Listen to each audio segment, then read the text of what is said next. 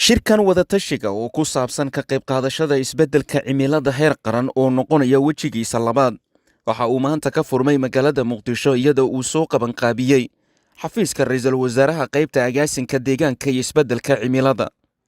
muddada uu soconaya shirkan waxaa ka qaybgelaya mas-uuliyiin matalaya qaar ka mid ah wasaaradaha xukuumadda Soomaaliya iyo xubno ka socda dowlad goboleedyada dalka. xubnaha agaasimayaasha wasaaradaha dowladda federaalka Soomaaliya qaarkood iyo mas-uuliyiinta matalaya maamul goboleedyada dalka ee shirkan ka qaybgelaya ayaa goobta ka hadlay waxaana ay faahfaahin kooban ay ka bixiyeen muhiimadda uu u leeyahay shirkan looga hadlayo ka qayb qaadashada isbeddelka cimilada dalka. waxaan rabnaa waxa ugu horeeya climate change markaan ka hadlayno oo kale waxaan uga baahan yahay inaan la imaano environmental policy wax la yiraahdo.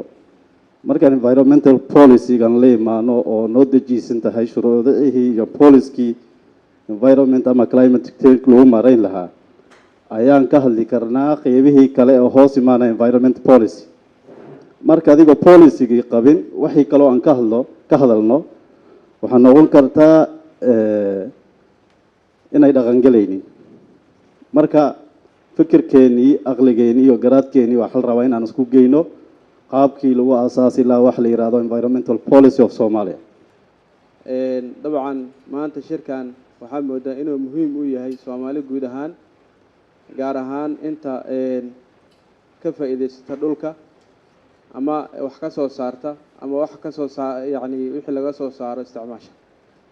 marka waa guul shirkii labaad in Soomaaliya uu ka dhaco laga hadlayo NDC-da caalamka hadda isku waafaqay in muhiim u tahay in wax laga soo saaro lagana tashado qaabkii loo waajihi lahaa isbedelada ku yimid caalamka ee dhanka heerkulka.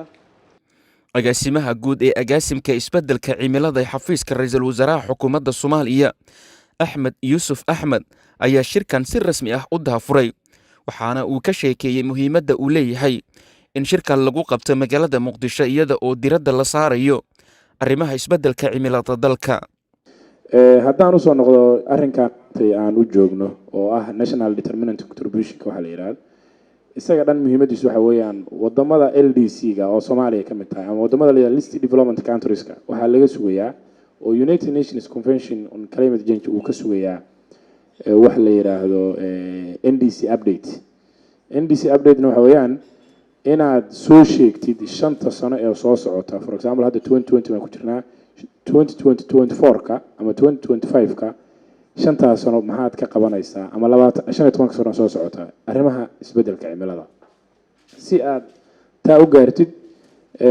wadamada waxaa la siiyey support yara oo UNDP headquarter-keeda New York uu siiyey wadamadaas oo dhan lacag adiga ilaa 200,000 meelahaas 200,000 waxaa loogu talagalay dad aqoon leh in nolol shaqaalaysiiyo kadibna ay wadamadaas oo dhan ay report-ka diyaariyaan.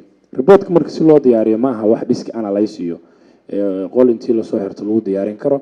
haddii la rabo dalka Soomaaliya problemkiisa in la xalliyo waa in dadka aqoonta u leh waxaan oo dhan la casumaa haddii yihiin wasaaradaha heer federaal iyo haddii yihiin wasaaradaha heer maamul goboleedba. shirkankii ka horreeyay oo ahaa wejigiisii koowaad ayaa dhowaan lagu qabtay magaalada Garowe ee caasimadda maamul goboleedka Puntland. Cumar Maxamed Soomane, Universal TV, Muqdisho.